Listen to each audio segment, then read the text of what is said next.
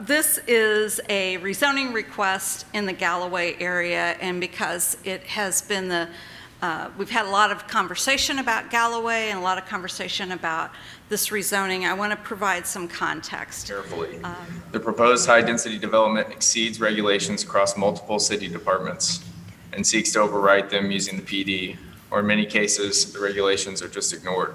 The applicant still fails to meet the guidelines and instead requests concessions that allow increased density. Any of these shortcomings are reason enough to deny the PD and stick with the existing guidance.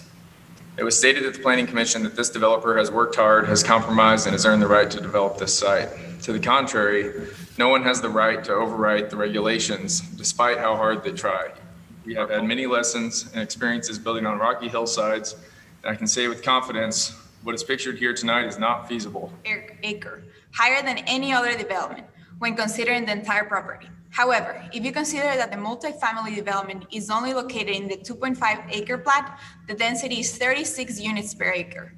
As a reference, a development would need a perfect score of 16 over 16 in the multifamily matrix and be zoned high density residential to be able to have this kind of density anywhere within the city. Members of our neighborhood and community at large have invested hundreds of hours engaging in the public feedback process. We have provided a consistent message that is at risk of not being heard. Limit future developments along the Lone Pine corridor to a reasonable human scale. Protect the sense of place that still exists in this uniquely special part of Springfield. GVNA conveyed this message through the administrative delay process, yet we still have no solid protections in place from overdevelopment since we are now faced with the tallest, most intense development we have seen so far. As we cautioned City Council at the time of their adoption, the Galloway recommendation redevelopment guidelines offer no substantive protection from the density, height, and public safety issues we have seen in recent years. They only reiterate the existing codes on these core issues and have the potential to work against this unique topography, terrain, and the blight designation of our area. There has been some notification issues because of COVID. The 500 feet people have not been notified. So GBNA personally went around to every person, property owner that has 500 feet from that property and made sure that they were fully aware of that. And in your packet, make sure that that goes into official public records. You'll see the petition that we proved that we talked to each person that owns property within 500 feet. And I have yet to find one that's supportive of this. I'm glad the applicant has elected to keep the current buildings, but let's not be clouded by the fact that those buildings have been left in the worst shape they've been in since this started. We had somewhere to eat and somewhere to shop across from the park until businesses were forced to leave. Having retail across from the park isn't something new. It's been there for 100 years. Having historic retail shops surrounded by 4-story buildings is inappropriate and disrespectful. We have concerns and we need your protection. Our neighborhood deserves protection from overdevelopment. Lone Pine is not made for this kind of development. We have concerns about the safety of our residents, our children, our pedestrians, our bicyclists. We need your support in denying this development. Thank you. So this is what we're really against. We're not really against development. We want nice development. It'd be nice if somebody would develop that property and put in some retail, some buildings that would look more like what's there. We just don't want a humongous giant building that's. This evening's meeting. Ms. Cotter, I understand we have several speakers. Yes, sir. We have 39 speakers present, so as is council's policy, each speaker will be limited to 3 minutes. Okay, thank you. We do want to hear from all. Good evening, sir. Good evening, Mayor McClure and members of council. My name is Patrick Platter, and I am a partner at the law firm of Neal and Newman in Springfield. I'm here representing the neighborhood, the Galloway neighborhood. It shows that there is not, strictly speaking, an access easement leading to Galloway. Ironically, there's a drainage easement, but not an access. And traffic on Lone Pine, according to the packet that I'm reading, that's publicly available in this agenda, indicates that the traffic count is going to increase from 284 to 1196 car trips per day on weekdays, which is an increase of 76%. Cottages at All Saints, if there are 5-story apartment buildings immediately adjoining it. Cottages at All Saints is a gated community of upscale homes. It's next to 5-story proposed apartments. The proposed development has 100 residential dwelling units. Cottages at All Saints on its 15 acres has 9. And Development Committee. Tree preservation is my priority. Galloway redevelopment area document that this council approved on October 14, 2019 states under preserve and protect, specifically the tree canopy, page 8. Also on page 8, the vision statement says best practices to protect tree canopy. Page 12, protect the tree canopy, one of Galloway's defining characteristics. Quoting Mary Lily Smith, Director of Planning and Development, as stated in the January 6th Business Journal, and I quote, with Forward Springfield, one of the themes that came out of that is that people don't think Springfield is that attractive. For us, this has nothing to do with who is the developer. It's about what he's trying to do. It's simply too big. And there was never been any attempt to compromise on that point. The biggest point, the tallest point. We, not just the surrounding neighborhood, but as Springfield, Missouri in whole, do not understand why this is such a hard issue.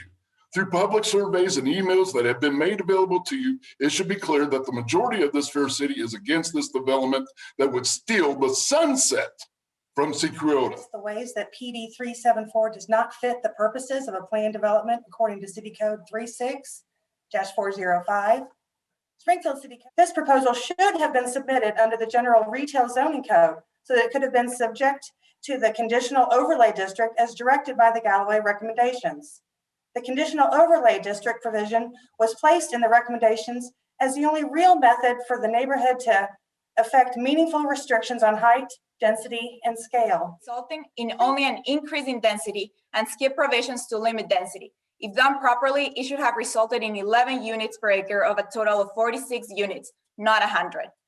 I do not hesitate to say that this proposal is the antithesis of all of the hard work, and passing it will subvert the will, the policy, and the guidelines set forth in efforts for so many. Please vote no on PD 374. There is no need to redevelop it if there is no development to begin with. Most of the property to be rezoned and tax abated is green space with irreplaceable value. This green space is not only aesthetically attractive, especially across from the park, but is also crucial for stormwater absorption, air quality, water quality, and protection of wildlife, which are still unique qualities of this neighborhood. True restoration would not seek to destroy 283 trees. The structures on the property had no need for rehabilitation prior to their purchase by the applicant. They housed residents and thriving small businesses that were cherished by the community. Sadly, the applicant has allowed the historic structures to fall into a serious state of disrepair. Creating blight should not be rewarded with tax abatement. PD 374 will impact our ability to do business as we've done it for all these years and infringe on my property rights. Our business is distinctive in that we have an outdoor portrait park with a pond, several waterfalls, and even a 100-year-old barn. All these natural park-like settings will be ruined, not only during the noisy construction process with all the excavation and rock breaking necessary to build an underground parking garage, but permanently due to the destruction of the scenery from the perspective of our property. Currently, Lone Pine has a 24-foot pavement width. This measurement alone should place Lone Pine in the local street classification. Even collector streets, which are in one classification higher than local, are only designed for up to traffic counts to 8,000, which would likely be exceeded by this development. The developer should be required to bring the street up to secondary arterial standards on the entire frontage of this development before the proposed zoning can be granted, according to the transportation plan, page 20 through 35. States that blind alleys such as this one can, quote, present problems for pedestrians if sight distance is limited and if buildings adjacent to the sidewalk surround the alley. Aside from the usual caution and concern created by this, the elevated crosswalk will create additional safety concerns that'll come with trucks bumping up over a raised crosswalk. Unforeseen construction costs for the entire project could easily make rehabilitation unaffordable. For example, excessive rock removal, disruption of unknown conditions, inability to construct parking garage beneath building 2. This proposed development will further increase stormwater runoff, likely requiring more taxpayer-funded improvements in the future, unfairly shifting the cost from the developer to the taxpayer. The Galloway redevelopment plan contains specific language that says new development should, and I quote, minimize increased flooding risk, and that exceptions to stream buffer requirements should be discouraged. Sequoia Park will not be able to handle the addition of a development of this size across from the park and the removal of the trees and the green space that currently absorbs most of the water, that stormwater. You can see Lone Pine is flooded. Cars are stalled, creating a very dangerous situation. And if we can continue with this proposed development, this is going to continue and only get worse. So I ask you to be wise, and I ask you to vote no on PD 374. All showing intense opposition and have been presented in the following forms. We had 1,100 signed petitions asking City Council to deny multifamily housing across from Sequoia Park. We had 500 citizens participating in our Galloway public engagement process, 100 citizens participated in the neighborhood webinar, and nearly 50 comment cards were submitted to planning and zoning. Given the limited ability for public engagement due to COVID, Galloway Village Neighborhood Association recently conducted an online survey relating to this project. Of the 444 participants who were citizens of Springfield, 90% asked City Council to vote no on PD 374. Size, scale, density of the project. Comparing the proposals from the beginning to the present reveals that he has compromised from an original concept of 50 to 80 units up to 95 units in 2 4-story buildings, all the way up to 100 units in 2 4-story buildings, and that is not compromise. A true compromise over these last 2 years would have been to meet in the middle at 2 stories, right in the middle between none and 4 stories he proposed. That's compromise. And if this were your neighborhood, would you feel that the developer was truly compromising if his final plan was larger than the original? Of course you wouldn't. Please vote no on PD 374 based on the developer's blatant unwillingness to work with Galloway Village toward a meaningful compromise over these last 2 years. Instead of this ugly, giant, smelly clown shoe, please, let's place a delicate glass slipper on this princess and make sure the shoe fits. Thank you very much. Uses.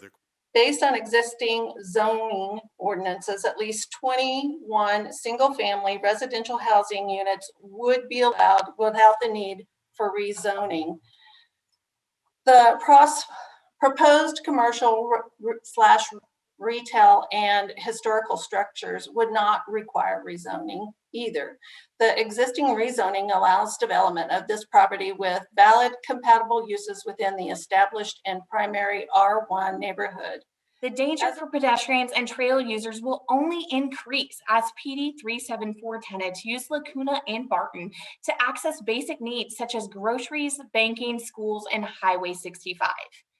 Please vote no to PD 374 due to the traffic and the safety concerns for all the pedestrians, cyclists, and due to the presence of certain limestone features either on or near the subject site, east and west. The possibility exists that subject property and or surrounding adjacent properties could be negatively impacted by development on the site.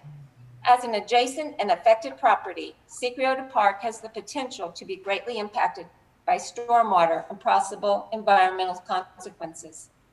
Given the unique and irreplaceable features of Sequoia Park, GVNA requests council consider the potential impact and long-term harm of PD 374 on the park. A copy.